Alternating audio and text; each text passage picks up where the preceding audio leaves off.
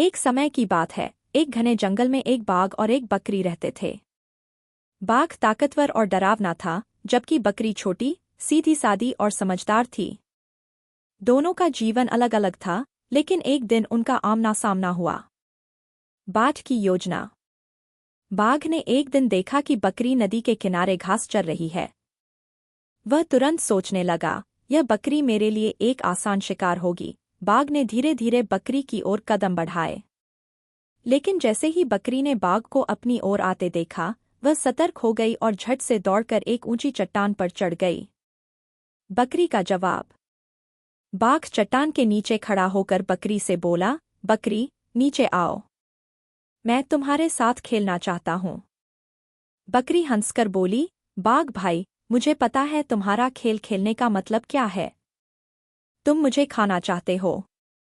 लेकिन याद रखना, जो अपनी समझदारी का इस्तेमाल करता है, वह ताकतवर से भी बच सकता है।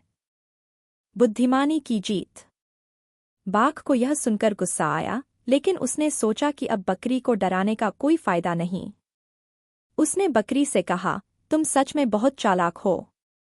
मैं मानता हूं कि केवल ताकत ही सब कुछ नहीं होती, कभी कभी बुद्धिमानी भी जीतती है।